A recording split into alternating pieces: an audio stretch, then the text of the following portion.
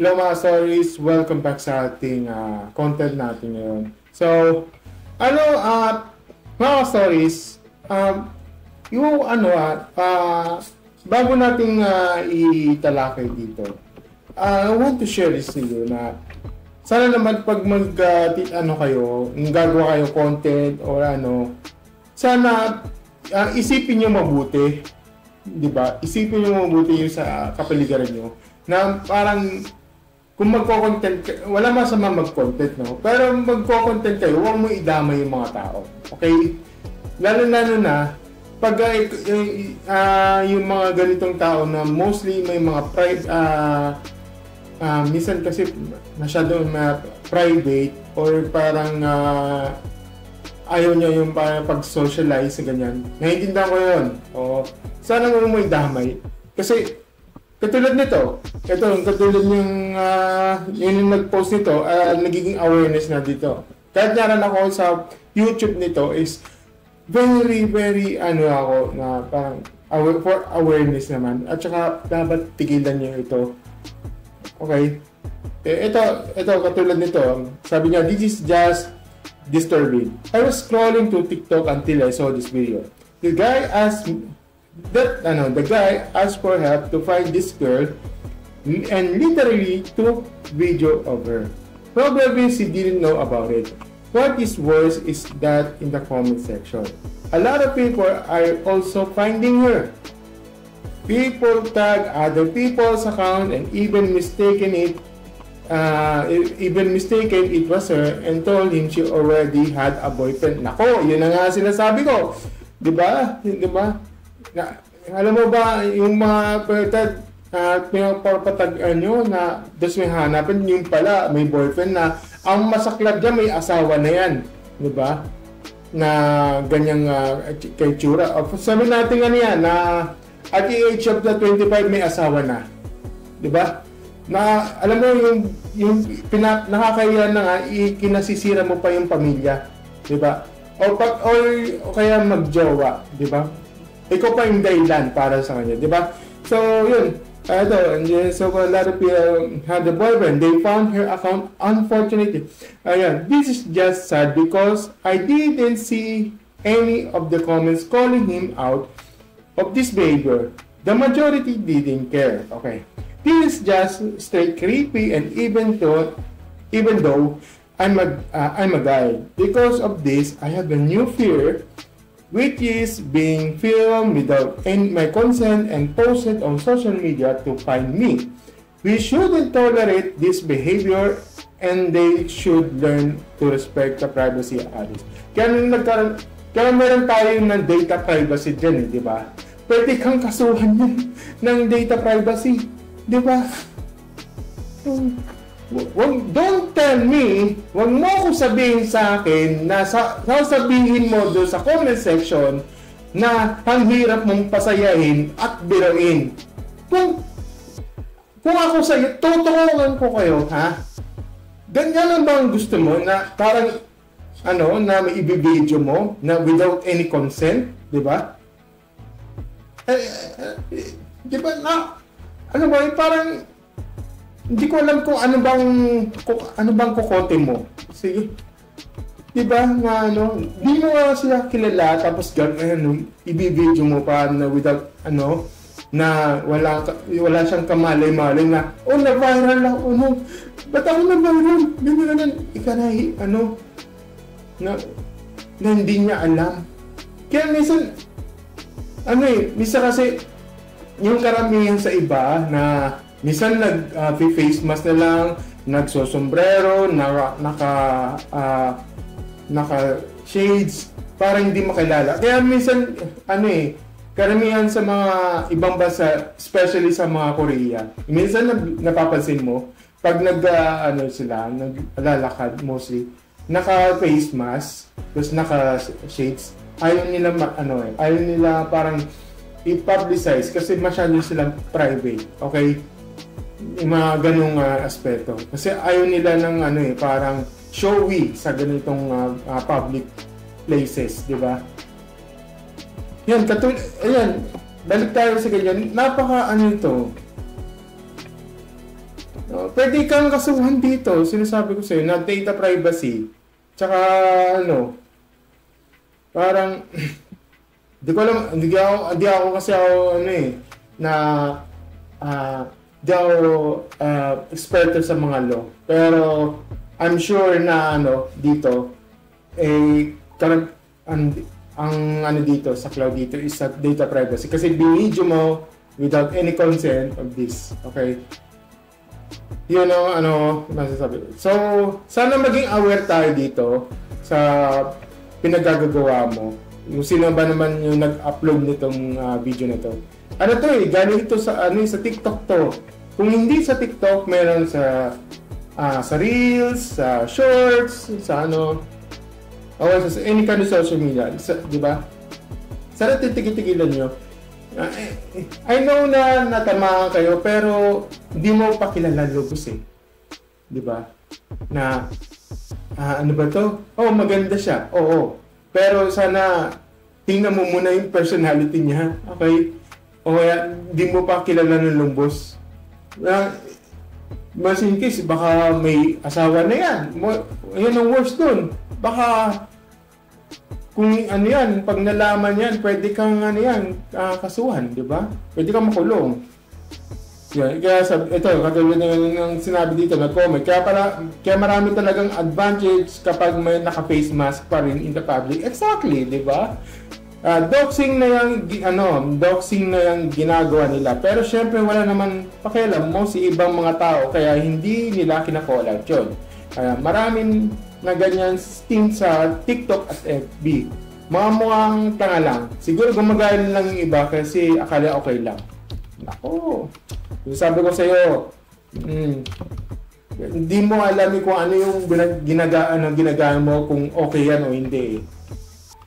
Pero sa akin hindi yan. Ayun, sabi niya, entitled, ayun, sinagot niya pa sa iyo ng iba na sa public space ka naman, an entitled ibang tao na mag-take ng pictures of ages in kahit na. Anong entitled? Di ka na nakikinig. Di ba meron tayong dyan, na data privacy yung tinutukoy ko? Oo, nandun na tayo sa public places. Pero yung pag picture o video mo, data privacy yun. Hindi ka na nakikinig. Yan yung sabi ko sa inyo Yan, sabi niya, entitled ha? Ito yung babae, hindi siya entitled sa privacy niya. Sid ended up having people actually trying to find her closest creep as. Diba? Ang dami yun? Diba? Minsan ang dami na nga nawawala. Diba? Ang dami nawawala. Minsan, ang dami namamatay doon. Tapos, yan, katulad niyan. Tapos, hahanapin yun. Paano kung na told us? Wag naman sana. Makakapagpatay yan. Ako. Wag. Yan, ayan na, ganun. At saka, kung sino man yung mga stories, kung sino man yung may nakasaksi sa inyo, especially sa mga jeep, sa mga bus, sa mga public, mga public vehicles, sa mga public utility, UB Express, pwede gas man yan o what. Kung sino man yung may magbi-video dyan na suspicious na nagbi-video, i-report nyo to, i-report mo siya. Bibigyan kita ng lalagay ko sa website ito, cicc.gov, ito yun, cicc.gov.ph, at saka i-report mo itong video na to. Tapos, kung sino ba yung nagpadala, ganyan. Oo. Kasi sila yung cybercrime investigation yan. Yan, labag siya sa, ayan, katulad yan, cybercrime, cybercrime prevention, di ba? Baka, yan, hotline, hotline 1326. I-report nyo sa mga ganyan. Hindi kasi biro dito. Huwag mong ay susumbatan na hirap mong pasayain, biruin. Sira ulo ka ba? Sira ulo ka ba? It's very disturbing. Kung mo akong sasabihin, na sasabihin, hirap pasayain. baka kung ano pag hindi kita i-delete, pwede kitang i-pin post, sinasabi ko sa inyo. Mapa ano yan, mapa FB man yan or YouTube. Sinasabi ko sa inyo. But technically speaking, they're right. But just because you can do it doesn't mean you have to. Hindi naman sa kasi may Data Privacy Act tayo kasi sa batas natin. Sana maging aware naman tayo. Hindi naman kilala yan eh. I work with YouTube, you find your face, and if you find your face or video with the consent and you clearly identify, you can file a complaint directly with YouTube. Your complaint goes straight in legal terms and will notify the content creator about the issue. The creator, The creator has two options. They can either contact the complaint by arguing that the person is not identifiable or they had consent. Or can then edit the video to blur the individual out. Meron kasi tayong, kaya sa mga content creators dyan, kaya may napapansin bakit binablur yun. Kasi, pag hindi na-blur yun, labag yan sa community standards. Okay? Yung sa mga, once na na-report yan, pwede kang, i-flag yan. Kung hindi mo, i-blur dyan, pwede kang matanggal sa video, ganyan. Yan, set 2, ayan. Kasi audio to blur ng event. The creators can provide the evidence of consent. The video will be taken down. Ayan, sinasabi ko sa'yo. Iti-taken down yan. So, no. Just because you're in the public space doesn't mean people automatically have the right to include you in the online videos without your permission. Okay, ito na. Siya yung, nasa YouTube niya siya, YouTube Philippines. Kaya pag once na nakita, ayan, katulad niya yung sinabi niya, once na nakita na may nagreklamo, pwede i-report sa ganyan. Labag yan sa community guidelines, di ba? Pero hindi about sa TikTok and Facebook, siguro maluwag pa yan, hindi ko alam kung dapat sa ayan, kasi ito, guidelines reporting naman dyan, so different strict. Pero mas mahigpit talaga ang YouTube, okay? So, YouTube lang yun yung sinabi ko kanina, kasi nagtatrabaho siya sa YouTube. Hindi ko alam sa Facebook and TikTok. Siguro, yun. Sana naman pag mayroong na-implement ko sa community guidelines, sana ma-update na nila. Kasi ang dami ng ganyan eh. Kaya minsan, wala naman hindi ba sakop ng Safe Space Act? Hindi ko sure eh. Hindi ko alam kung ano yung Safe Space Act. Pero, ang alam ko may labag to sa cybercrime at saka data privacy. Itong comment madalas ito sabi na okay. So against the civil rights, so with the film one. Ayan. Okay, so yan. Kailangan yung Google. Ayan, sure how the local laws of it. Is the whole reason Google Glass. Okay, so hindi ko alam yan. Okay, so yun lang. So, yun, kahit sa CCTV, kailangan merong sa CCTV, walang masama dun eh. As long as naka-pascal may warning din sign doon na CCTV in progress, recording in progress, ganyan. Pero, kailangan niyang, kailangan parang, consent sa PNP. Hindi ko alam kung ano dito. That is actually when the public expect no privacy. After just privileges taken in public must remain private. Don't share the recordings without any party's consent. Hindi ka naman nakakasimple to taking pictures. Problema pag nilagay mo sa public platforms. Lalo na kung binigyan mo ng mali ang masamang context in public post. Ang dami. Okay. Ganito mga students.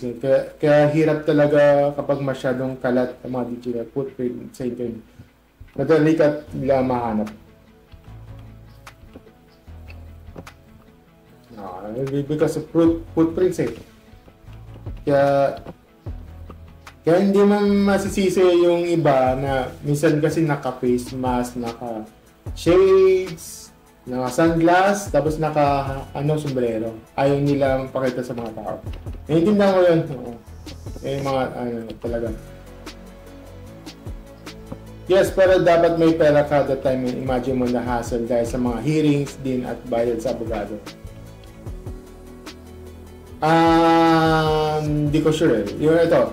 So, wala bang women's rights group na pwedeng tumulong sa mga ganito? Hindi ko alam kung ano.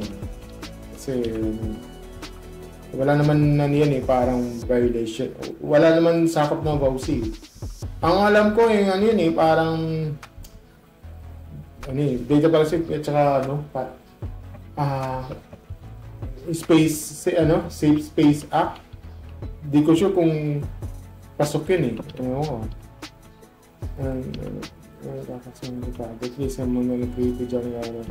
Yes. This is just creepy and news behavior. Dapat pag gano'n makikita nyo, i-report nyo na lang. Oo. I-report nyo na lang yung video nyo tapos send nyo. Yun lang na sabi ko. Ang daming dito. Di lahat ng content ay entertaining ha. May talagang dito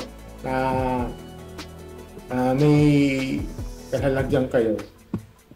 Yun lang mga stories. Thank you and have to see you in the next video. Like, share, and subscribe na lang sa channel natin. Peace. Right? Cheers and stay safe. And thank you very much. Bye!